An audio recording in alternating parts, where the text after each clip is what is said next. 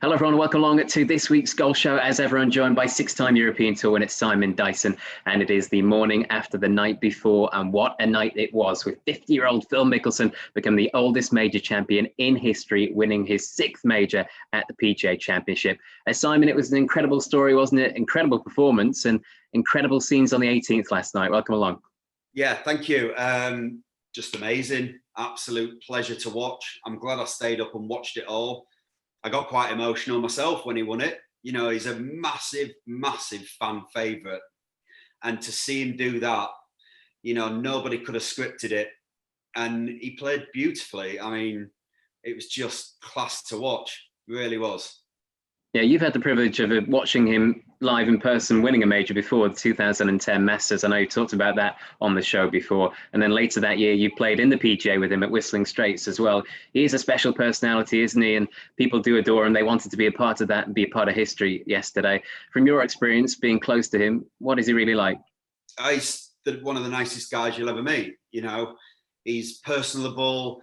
I was on the chipping green once and he came over and he was asking what I was working on, things like that. Him and Butch, you know, just, you saw many, I've never seen so many players at the end of a tournament congratulate the winner. You know, literally every 2 or 3 yards he stepped, there was a player there congratulating him. So that says it all to me. And just an absolute wizard with a golf club, you know, to have the career he's had and then to come back at nearly 51 and do what he did on the toughest course in America in a major against the guys that he was up against, you know, fantastic. It's one of the greatest achievements in sport, let alone golf. Yeah, we've got to really contextualize this, haven't we? He's 3 weeks away from his 51st birthday. He won his first PGA Tour event 30 years ago in 1991. He's been playing on the Champions Tour, winning on that recently. And coming into this event, he just wasn't in any form, wasn't he? He dropped down into 115th in the world rankings, and he was available to back at 200 to 1 here at Betfred Anti-Post. So it is an amazing achievement. Amazing. Like you say, he had no form whatsoever. He'll be the first to admit that. But do you know what I really liked about him was just how composed and how accepting he was of everything that happened. Even when he hit it in the water on, was it 12, 13? You know, it didn't faze him. He had a 60-foot putt and he hit it to within a foot. You know, that is proper composure. And even down the last, you know, just to kind of gather his thoughts and go through his routine and execute the shot that he hit into the last, which was phenomenal, by the way. You know, that is the thing that impressed me the most about him. Because he hit a few wayward shots, you know, short game got him out of a bit of trouble, but it was just his demeanor and his acceptance of everything that was being thrown at him, because everything was being thrown at him with the guys that were around him. So yeah, absolutely class. Yeah, he talks about that, didn't he, after the event, also during the event, how he's been training his brain as a muscle, and I'm sure the muscle memory came back when he was in contention. Unfortunately for me, because I always go on about it, Simon, he broke the streak of the top 50 in the world rankings, winning majors. I think it was at 36. Of course, he's a bit of a special case, isn't he, Phil Mickelson? But in hindsight, I think we could have backed him, because last week we talked about the keys to playing this course well. You've got to have length off the tee, you've got to be able to play in the wind, and you've got to have a great short game. And that just fits him to a tee. I'm a little disappointed in myself that I didn't actually pick him, because 200 to 1. When you actually mention it, long off the tee, great at scrambling, he's got the best short game in the world, and he's great in wind. You know, he ticks every box that course requires. And when you look at it in that respect, you've got to say, well, there's no reason why he couldn't have won it. And he obviously did. So yeah, I'm a little disappointed in myself, if I'm honest. Yeah, me too. Just a word on his length, by the way. He was driving it past Brooks, wasn't he? 370 off the tee, incredible. Well, he hit the longest drive of the week, 366 down the par 5. And Brooks, to be fair, he hit the tee shot before him, absolutely nutted it. And the commentators were talking about how far he'd hit it. And then he got 5 yards past him. So it was amazing. It was just, you could see the crowd kind of gearing up and really egging him on. And I think it helped him. I really do. Yeah, it is great for the sport, isn't it? It's the only sport where something like this can happen, golf. We saw it a couple of weeks ago with our event, the Betfred British Masters, Richard Bland becoming the oldest ever first time winner on the European Tour at 48. And now we've seen Phil win nearly 51, a major championship. Is this something we're going to see going forward more now that technology and fitness has started to improve? Yeah, I do believe so. I really do. Like we spoke about Stuart Sink as well, winning twice this year. All of a sudden, these guys are finding something that they haven't had. The training that bit harder, the technology is improving for them. And, they've got the experience. You look at the guys, maybe not Richard Bland, but certainly Mickelson and Sink, they've got the experience of winning tournaments. So, and like we said, it's probably the only sport in the world where it happens, because it doesn't happen in any other sports. Yeah, if you're injury free, you can have a very long career, can't you, Simon? If you look at when Phil actually won his first major championship, that was at the Masters age 33. He's now got 6. He's joined Trevino and Faldo on that list. So it just shows that perhaps we should be a bit more patient, and the players themselves a bit more patient when they are young coming through and not winning major championships. I'm thinking the likes of Rahm and Schauffele, people start to get on their backs the fact they haven't won one yet, but there's still plenty of time. Well, that's it. We were speaking about it, weren't we?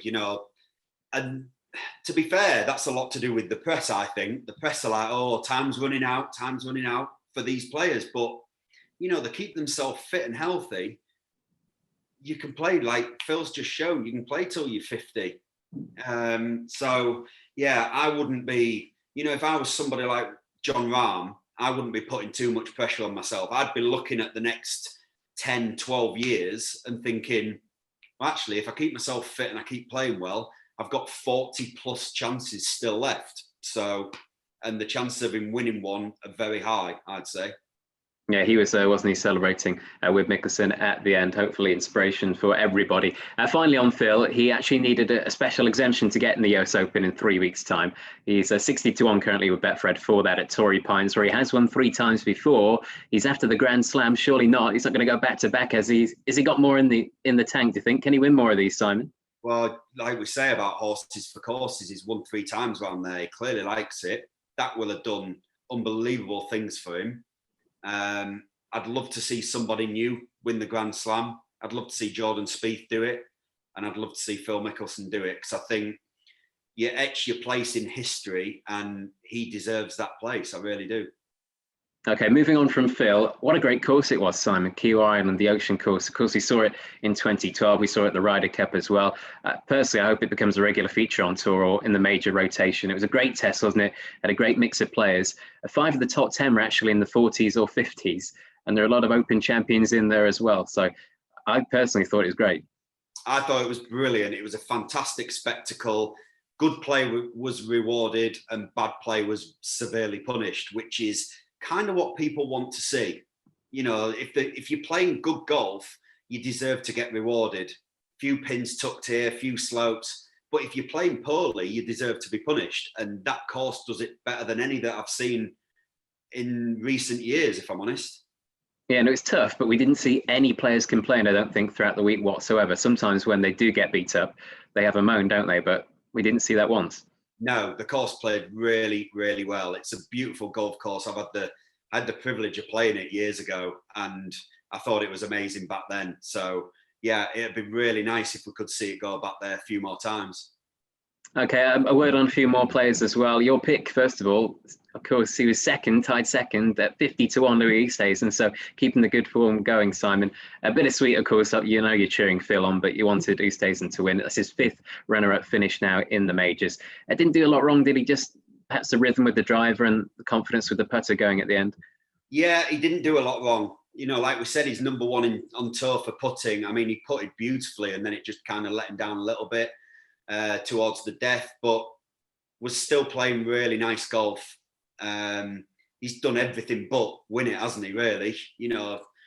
Take Phil out of the equation, he's in a playoff with Brooks, but actually I look at it, and you look at Brooks on the last day, he should have won it in my eyes. He made a double and a couple of bogeys on par 5s.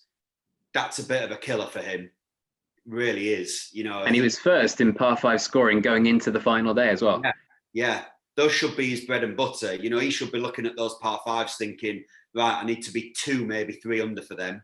and he wouldn't have to do anything spectacular to be them. But instead, I mean, he birdied 16, didn't he? So he shot 3 over for the par 5s, which when you look at it, and he lost out by 2, you know, that's where it's won and lost. And it's as simple as that, because apart from those, he actually played some really nice golf. Yeah, and usually for him, some mental mistakes, wasn't there, down the stretch, and some tiddlers that he missed on the greens as well. So he'll really be kicking himself with one that got away. But it's good to see him only 2 months after surgery on his knee, performing once again in the majors. He'll be a threat going into the US Open. And finally, a word on a couple of the Irish boys as well, Shane Lowry and Padraig Harrington, especially Harrington at 49 years old, going into the Ryder Cup as the captain. It really suited those lads that have played well on the coast, played well in links and Open Championships before. That's it. You just summed it up there. That's their bread and butter. You know, Shane and Padraig have both won the Open. They both grew up on links courses. They know how to hit all the shots, and it's no surprise that they finished where they did. Yeah, it was a great week, wasn't it? A big thumbs up to Phil Mickelson. We saw plenty of that, didn't we, last night? I think we could talk about this for hours. I'm sure it will be talked about for years to come, but let's move on to this week, because we have got a couple of events to have a bet on this week. And we'll start off with the PGA Tour event, because it does feature Phil Mickelson. He's promised a tournament. He will attend. He's stuck to his word, as we'll go to Fort Worth, Texas this week for the Charles Schwab Challenge. Now, it's been played at the Country Club at Colonial since 1946. It's a well-established event, Simon, one of the 5 invitational events now on the PGA Tour. So it's a big one, and it's got a good feel despite it being sandwiched in between the majors. Yeah, it's got a good feel. That shows what this type of tournament holds, and clearly people like the course. You know, we're looking at form on the course, and there's a lot of players who've done well around here. So great event, par 70, 7,200 yards. It'll feel like a walk in the park compared to last week, I'm sure. But it's tight, tree lined. So you got a lot of strategy. You know, your bombers aren't gonna dictate this week's tournament. So it'll be a good week. Colonial's beautiful golf course, and like you said, that's probably why they've got the field that they have. Yeah, you touched upon it there, of course. It's quite an easy one to profile, isn't it? Because you look down the list of winners, you've got the likes of Kevin Kisner, Kevin Na, Zach Johnson's won this a couple of times as well. A lot of guys who plot their way around and don't have much length off the tee. Yeah, exactly. That sums it up. You know, length is not an advantage this week. It's all about getting a game plan and sticking to it. And the wind, of course, is a factor in Texas as well. And the fairways are quite hard to hit. The greens are pretty small and firm. So if you're not in control of your flight, I'm sure plenty of players experienced that last week, and you can get in trouble. So that could be a key feature again. Yeah, you're going to want someone who's pretty much in control of their own game. So I've got my 3 picks, and I think they're all pretty much in control of their own game at the minute. Okay, famous last words. We'll see. Recording this before the prices come out, but I'm sure the likes of Justin Thomas, Jordan Spieth, Colin Morikawa, Daniel Berger, who won it last year, will be amongst the favourites. So how many picks have you got, Simon, and who's the first? I've gone for 3 this week. I chucked one in right at the death because he's playing nice, but my first pick is Jordan Spieth. And I don't think you can't rule him out of any tournament at the minute. You know, his form around this course as well. He's had 6 top 10s in the last 8 years. And he's had 5 top 10s in his last 7 events. And he actually played really nice last week. You know, we spoke about it. His putter let him down at the weekend. So he's still going into this with some really good form. And just 6 top 10s in the last 8 years. That's phenomenal. That's almost like Rory's record at the Memorial. And look what he went and did. Yeah, of course, it includes a win, doesn't it, as well, in 2016. We know he likes playing in Texas. He won there earlier this year as well with the Texas Open. So he'll have great memories going back to the state. He does. He loves playing in Texas. He's got a fantastic record there. Whenever he's played there, he's contended or been up there. So really, really fancy him for this week. Okay, Jordan Spieth, the first pick. Let's hope that putter warms up this week. Who's the second pick? I've gone for Abraham Answer. It is literally his type of course. You know, tee to green, doesn't make many mistakes. He's had 3 top 8s in his last 3 weeks. You know, and he's in form. The course will suit him down to the ground. Yeah, of course, we saw him yesterday, didn't we? Shoot the lowest score of the week at the USPGA, 7 under 65, brilliant low round for him. And as you mentioned, he's in great form. I think he's cracked the top 20 for the first time in his career now. One little nugget on him as well. I don't think too many people realize he was born in Texas before being raised in Mexico. So a think this will be a big week for him too. Yeah, big week. You know, when crowds find out things like that, they really get behind that player. If they know he was born and raised in Texas before they went to Mexico, he will be a crowd favourite. And we saw last night what the crowd did for Phil. So it could work the same for Abraham. Okay, Abraham, answer the second pick. And who's the third pick? I'm going to go for Justin Rose. You know, I just chucked him in at the death because it was nice to see him perform again yesterday. It really was. You know, the last 3 years here, he's had a third and a win. So again, that win shows that there's something about the course that he really likes. You know, he's had 3 top 11s in his last 4 events. He 8th last week. You know, he's just finding some form. He's trending in the right direction. So I wasn't going to put him in, and then I thought, no, I will. I'll have him. If he wins it, I'll be gutted that I've not put him in. Yeah, it's getting harder to predict now, isn't he? Now he heads into his 40s. So, of course, age is only a number. We've seen that in recent weeks. But as you mentioned, he's turned up for the big events. He was 7th at the Masters as well. So clearly there are signs that his game is coming back to its best. Fingers crossed that can continue this week. Right, let's move on, shall we, to the European Tour event, which is one you played in a few times, Simon. It's the newly named Made in Himmerland, the old Made in Denmark event. What are your memories of this tournament? I just remember I really enjoyed it, but I think the crowds made it a lot more special. The crowds were fantastic. They used to gather. There was like a stadium, par 3, the 16th, and they all used to gather with these little squeaky ducks. And you used to be able to buy these ducks, and they did them in different patterns. And it was just really cool. There was quite a few holes in one. They used to play it. Only played about 100 yards. But if you missed the green, it was a bogey. But if you hit the green, there was a good chance you'd make birdie. Just really nice event. Really nice event. The course, kind of a bit fiddly in parts, but didn't really suit one type of player. We've had a very mixed bag of people who've won this tournament over the years. This is quite a hard one to predict for me this week, I think. But I think the crowds will be missed massively. But it's a really nice event, and there's some really nice holes. It's quite a short course, isn't it? Under 7,000 yards. It looks like the wind is probably the main defence. Looking at the winning scores, you can get a good winning score if it doesn't blow, but sometimes it can be key to who goes on and wins and handles the conditions. Yeah, and I would say the one thing about the course, there's quite a lot of undulating fairways. So you're not going to be hitting every fairway. So it's how you control that ball out the rough. There's a lot of really slopey fairways that you literally can't hit. But no, it's like I said, it's a really nice event. It's not a long course. So if the wind doesn't blow, there can be some very low scores. But if the wind does blow, then it can really show its teeth, and it can be quite tough. I always remember the bunker's been placed really well for the natural wind. I always remember them thinking, God, they've placed the bunkers brilliantly here. So I hope we get a bit of wind, so it's a bit more of a challenge. Do you remember thinking that when you stood in them? I didn't hit that many, to be fair. I was too busy in the deep rough trying to figure out how to get it back on the fairway. Or telling the spectators off and making the crack when you're in the backswing. Yeah. I was the one with the duck. I bought one and put it on my bag, so I was the one making the noise. Oh, you would have been one of the crowd favourites then. We've got a decent field, haven't we, actually, because we got lots of players who were at Kiel Island last week who are making the trip over, the likes of Robert McIntyre, Bernd Wiesberger, Rasmus Højgaard. I'm sure they'll be amongst the favourites again. We're just waiting on the prices to come through on Monday morning. Right, how many picks have you got? Who's the first? I've just gone for 2. I've tried to mix it up a bit. My first one, I've gone for Callum Hill.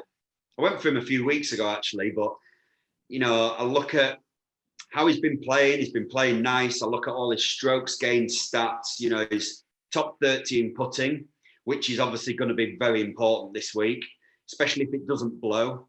You know, you're going to have a lot of chances for birdie. So you want to be on trend with your putting. He's 5th in scoring average, which is really good for a young kid like that to be so high up in scoring average. He's up there in strokes gained. He's plus in strokes gained, and he's plus in around the green. So yeah, I like the way this lad plays. I really do. And I think it could really suit him.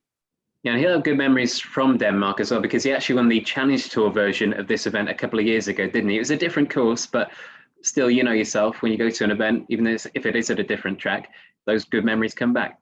Yeah, they do. They really do. There's nothing better than the feel-good factor of going to a course. I experienced it at, like places like St Andrews and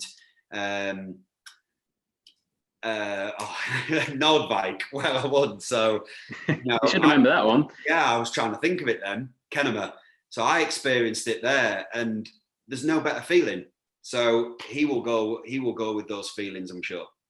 Okay, that's the first pick. Who's the second? I'm going to go out on a bit of a limb here. I'm going to go for Adrian Meronk. He's been playing really nice. He's had a couple of top threes in his last 3 events. And I watch him a lot. I know his short game coach, so I watch him work and how he's working. And he just looks like a really gutsy, steely player. He's got a beautiful short game, big, strong lad, gives it a good dig. So I've gone for a little bit of an outsider there, but he's won on Challenge Tour. He knows how to win, and we always talk about that step up, and this would be that step up for him. Yeah, he played well in our event, didn't he? The Betfred British Masters, coming third last time out when we saw him. And I remember he led the Dunhill in South Africa before Christian Besweden, who won in November. He was leading going into the final day, faded, but nevertheless, that's a good memory to have, isn't it? Knowing how it feels in contention. Absolutely. And do you know what? Sometimes you've got to fail before you succeed. So the more times you get yourself in that position, and if you're failing, you address it, see why you're failing, and then try and do something about it the next time you're there. So I'm sure when he gets himself in that position, he'll have learned from his mistakes, and he'll go on and win a main event. Okay, fingers crossed he can get in contention this week. So a couple in Europe, 3 in America. Who would be the best bet across those 5, do you think? Got to be Spieth. It's got to be Spieth. Just his record, his form, played in Texas. I'm going to go Spieth all day long. Okay, Jordan Spieth then to win yet again in Texas. Right, good luck this week. There's loads of events actually. We've got women's events. We've got the Senior PGA Championship as well at Southern Hills to look forward to. We're just focusing on the PGA Tour and European Tour for now. And that is it for this week. So we've got a lot to live up to, haven't we, from last week? If this is anything as half as good as last week, we'll be happy.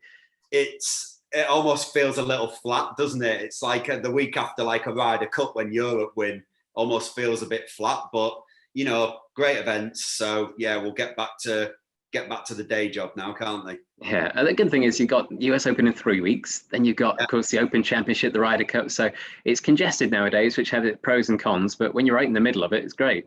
Well, when you're in the middle of it and you're in form, that's how you want them to come every 4 weeks, so it's great though. They were kind of really scattered before, whereas now they're all pretty close. So it's great.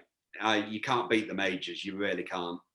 Okay, thanks once again, Simon. Good luck with your selections. Good luck to everybody watching at home as well. Get to betfred.com as always for the latest odds and offers. And we'll be back next Monday to do it all again. Hopefully celebrate a winner. We'll see you soon.